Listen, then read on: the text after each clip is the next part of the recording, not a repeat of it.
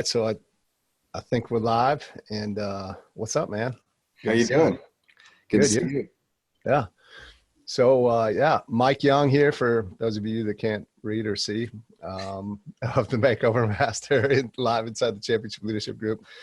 I don't know how we've connected. I think we actually connected through Zach Babcock's podcast I groups. think so. I think so. You came And into if my and if world. you're blind and you can't see or read or hear, welcome. It's amazing that you're here.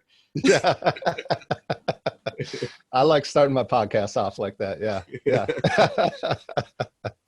um, yeah. So thanks for being here. But yeah, the Makeover Master and we're working together, putting some things together for myself. But, you know, really the reason I reached out today was we have, of course, coronavirus. The president just said, hey, extended like stay your ass at home invitation to April 30th.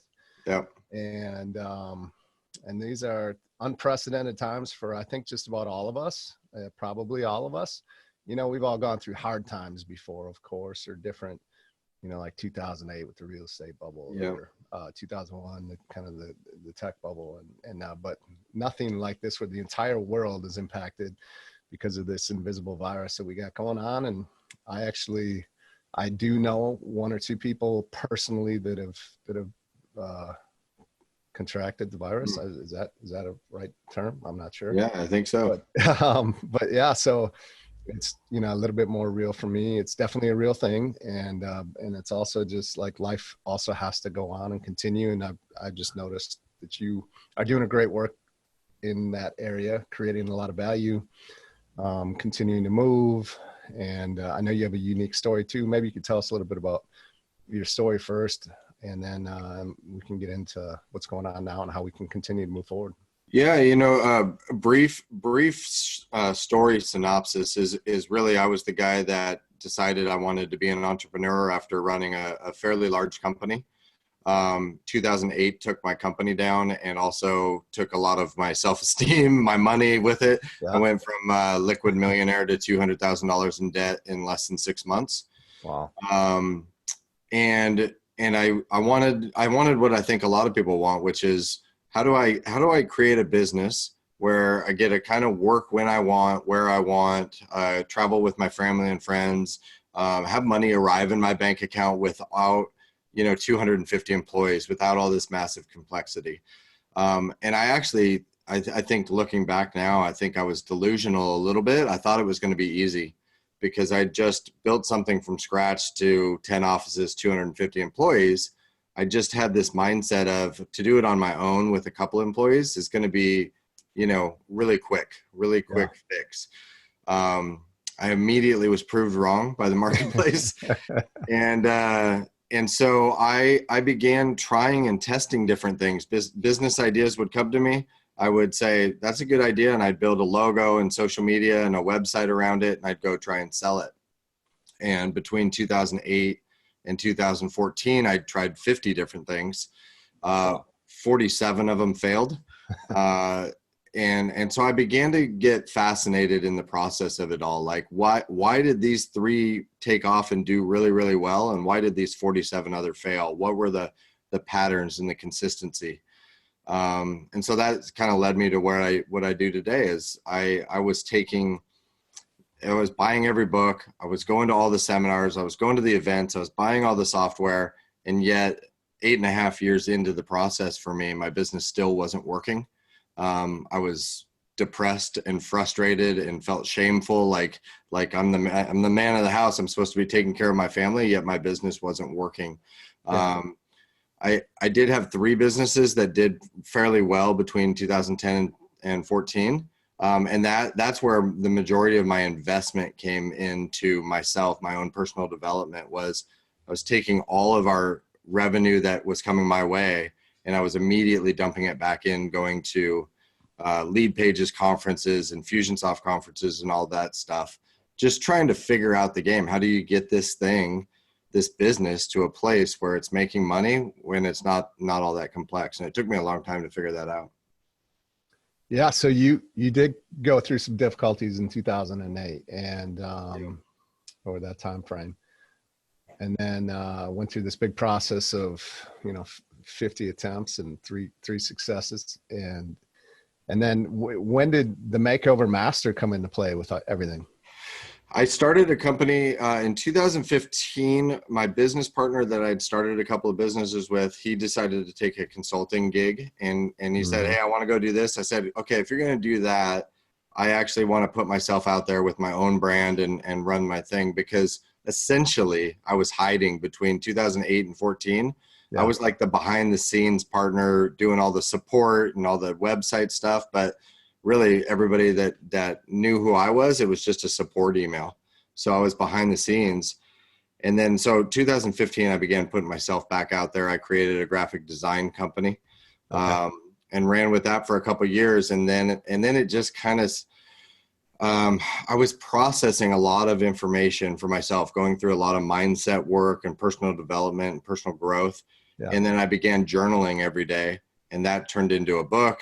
That turned into me kind of making over my own mindset, my own life, my own business. And then it just started to stick, like, hey, I've kind of made over this. We make over clients' websites and their look. And like, I think there's something around the Makeover Master. And to be honest, it was a lot easier to find that domain than MikeYoung.com. So Was it? it Yeah. was just one of those things that kind of fell into place. And so that's, I mean, I really enjoy helping people break through different phases of the business, because I've kind of been through all of them. And at least in that infancy stage where you're like, why isn't this working? And I can't figure out why. And there's a lot of mindset stuff that entrepreneurs have to deal with. And I think that's kind of comes down to the environment we're dealing with today. Yeah. You immediately see how hardwired we are in our DNA and our biology. We're really fearful and vulnerable creatures. And it kind of, I didn't even realize how much this stuff is ingrained in us until I was at the supermarket. And this is like maybe a week into the coronavirus type of thing. Yeah. Somebody coughed behind me. And I was like, I immediately kind of turned around. I was like, holy crap, that's Taking how, cover like someone's shooting at you. yeah. I mean, that's how, like, our brains are Right. hardwired to Yeah. protect ourselves, And so there's a tremendous opportunity today to be a leader to others, because most people, most humans are kind of like Homer Simpson. They just kind of, they go to work and they don't think about too much and they go about their day. And so this is just heightening a couple of things. A lot of businesses that are kind of paycheck to paycheck, like 53% of Americans are, you're seeing businesses make massive pivots and adjustments. You saw Grant Cardone's he just shut down a whole division of his company in one swoop. Yeah. And you're also seeing how many people really can use a little bit of encouragement and advice and support during this time. So the opportunities are massive right now. Yeah, absolutely. And I think of like Maslow's hierarchy of needs, right? Like food, shelter, security, like safety is all at the bottom. And that's what I think automatically is heightened right now for people, is just trying to survive, make it through this. You see how crazy it is, because people go, all of a sudden they're buying toilet paper like it's, Yeah. but what that is we really crave control. We don't like Mm-hmm. change, because our caveman brains are say, if it's change, that thing over there is uncertain to me, and Yeah. uncertain might mean death. And so Yeah. we just don't like change. We don't like rocking the boat. And so as you think about that, it's like, okay, what can I control? And so people pick the weirdest things that they can control to feel safe. And Right. some people pick toilet paper, I guess. Yeah. Yeah, absolutely. That has been an interesting one. Right. And I think, like you say, that's probably, you're right on there. Right. So talk maybe a little bit about your experience in 2008. Like, is there, just for comparison purposes for you, like really kind of losing it all in a short amount of time, which is really what happened to a lot of people have been impacted. I don't know if they've quite lost it all yet, but it seems like that's a definite possibility depending on how long this goes for many. And how did you make that shift? Like, I think there's a lot of people out there automatically are like, what can I do? Right. They're in this like, what I'm doing is not working because of what's happened and we're all at home. Like I need to shift and figure something else out and figure it out quickly. And I feel like a lot of people are shifting and trying to figure that out at the same time. Yeah. People are coming up with the same answers, right? Like I'm going to give away a bunch of value and free and virtual and, whatever. And that doesn't necessarily, that makes it hard for everybody to differentiate themselves as well Mm-hmm. over time if everybody's doing that at the same Yep. time. So Yeah, I think, going back to 2008, I now view it as like a blessing in disguise. I'm really grateful for that experience because it realigned my own value structure around what's important and what's not.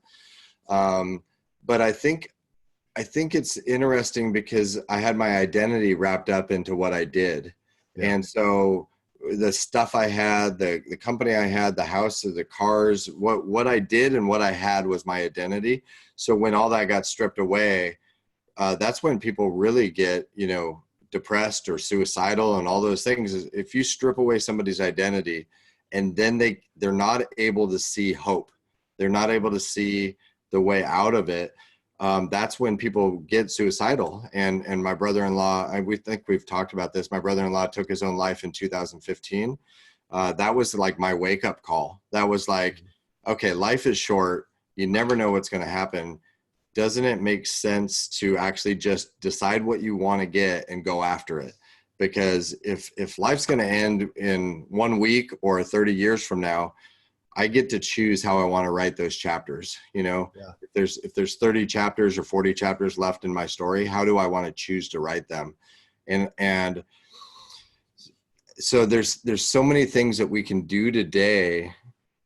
And that time hardwired my brain to look for solutions instead of focusing on the problems. And I think it's as simple as that. It's a subtle shift in your mental attitude to say, all of this stuff is not necessarily happening to me.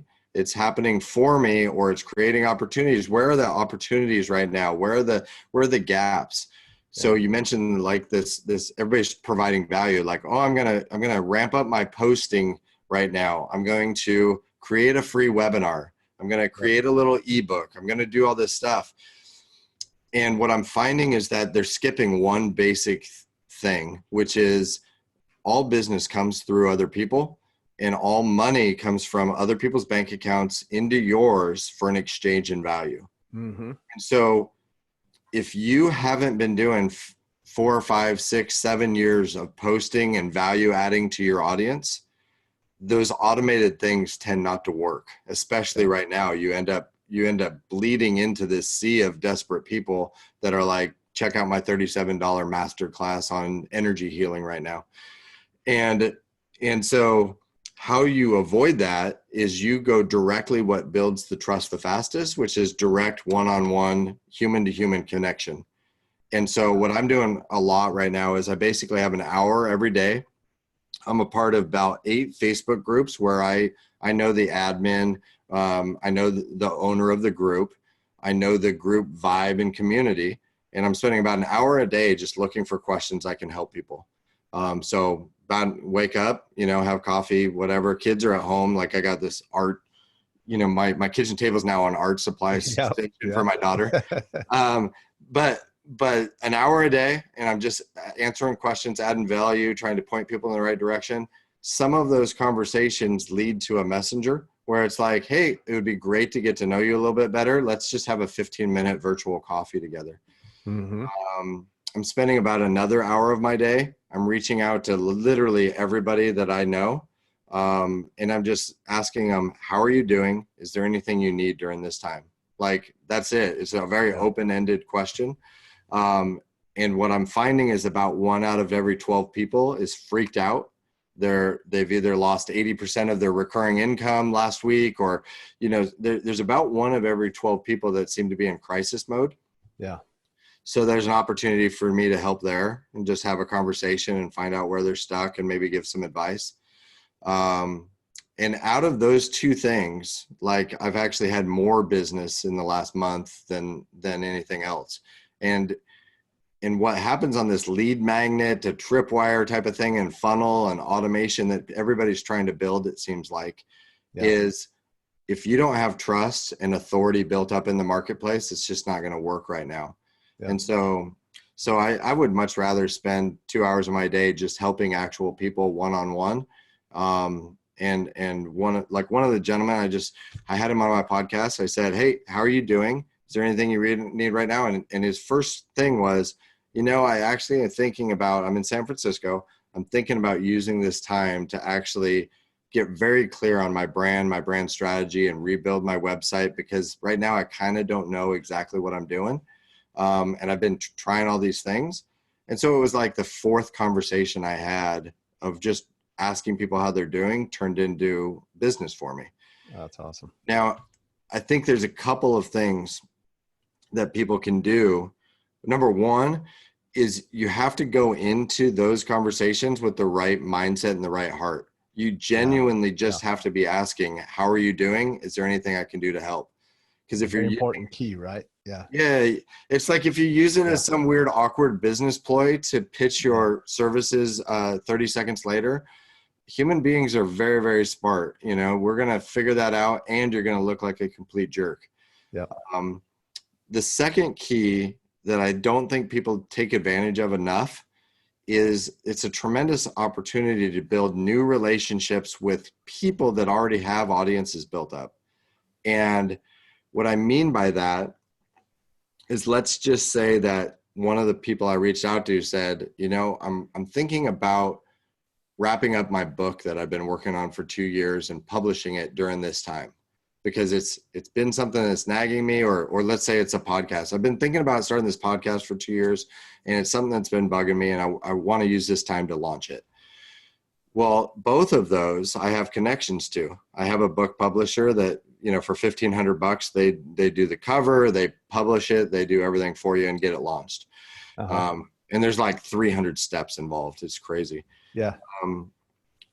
Podcasting, I have Zach Babcock that you mentioned. He's got a course on how to launch your podcast. I've got a buddy, Travis Chappell, who does a completely done for you podcast launch service. Very different price points. Yeah. Right. But let's just say that I didn't know those two guys. I would reach out and say, "Hey, Zach, I know you through Nate, but I don't know you that well. Would you, I think I have a client for you that's looking to launch his podcast, but I don't know enough about your products and services. Would you mind hopping on a 10-minute chat with me so I know the best way to refer you?" Yeah. Super simple conversation. Most entrepreneurs are like, you're going to want to spend 10 minutes to know me better and maybe refer me a client. Hell yes. Yeah. Yeah.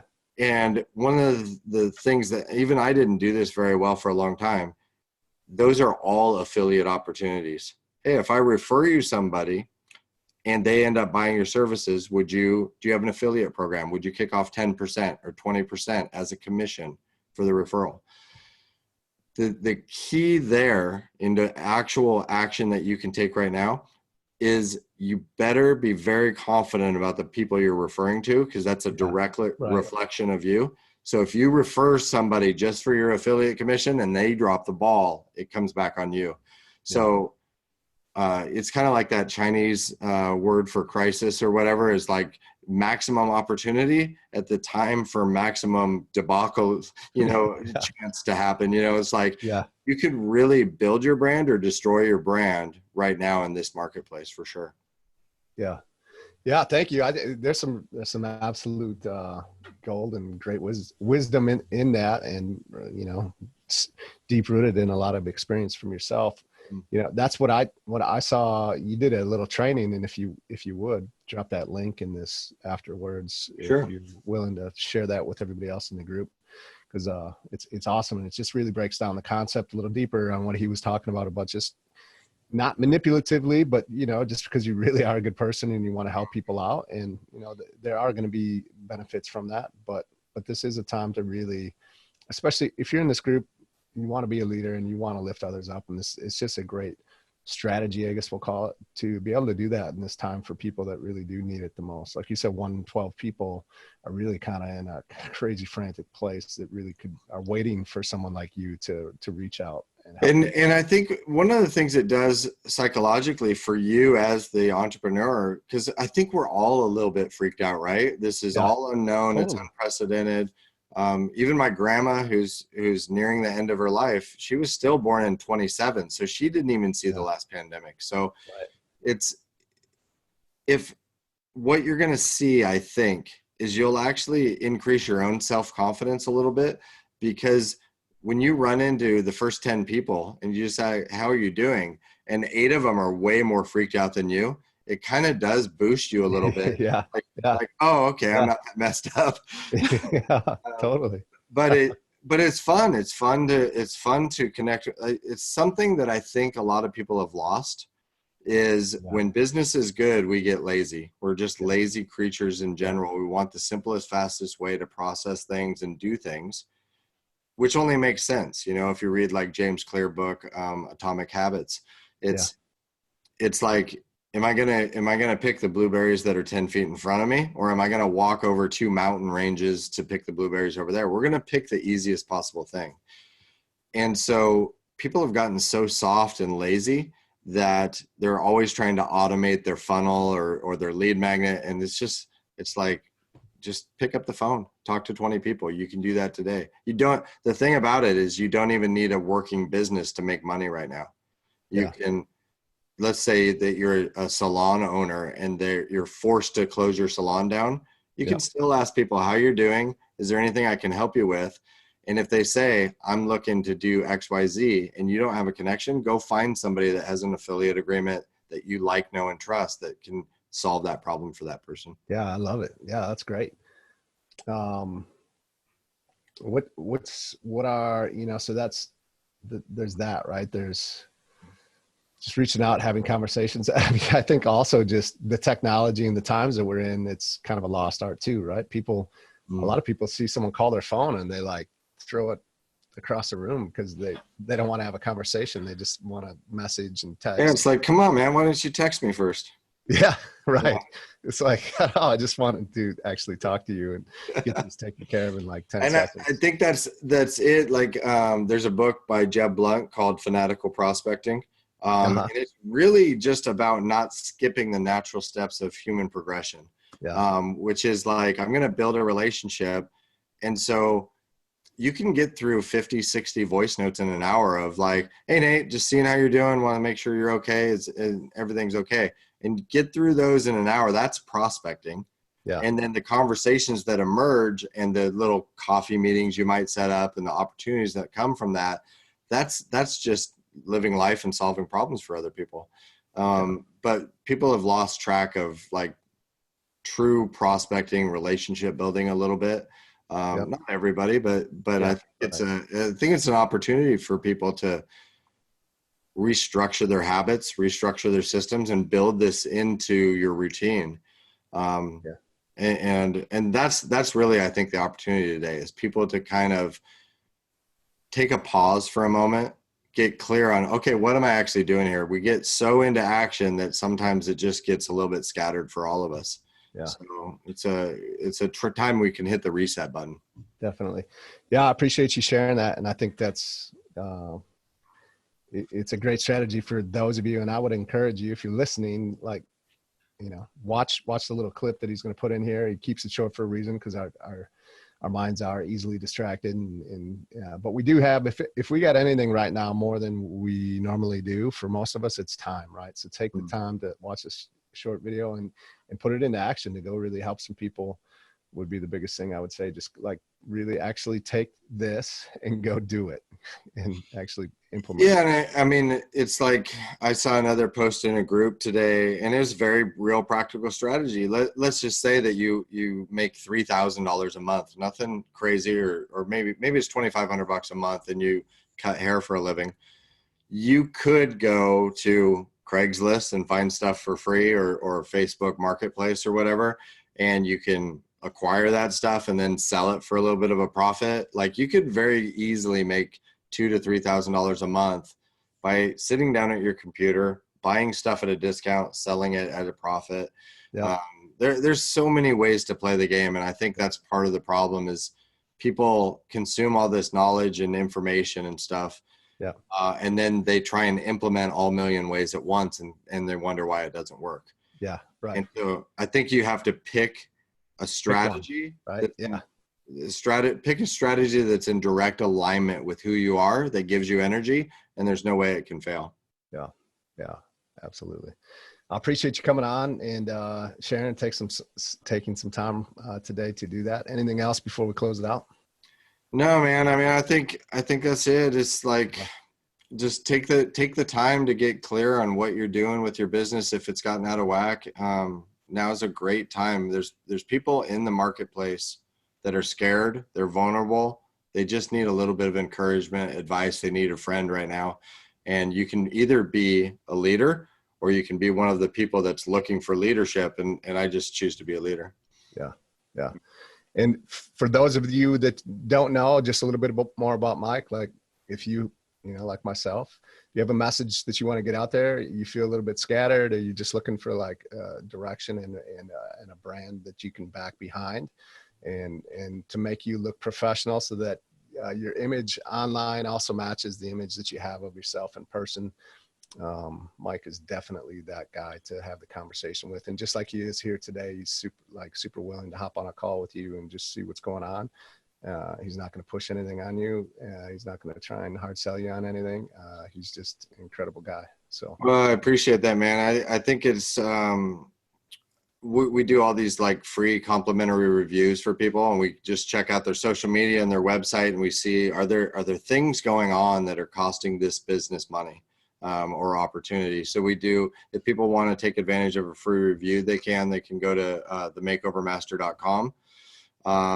And they can find me on Facebook, Instagram, and LinkedIn, at Mike Young Makeovers. Awesome. Appreciate you, man. Nate, you too, man. Have a good one. Talk soon.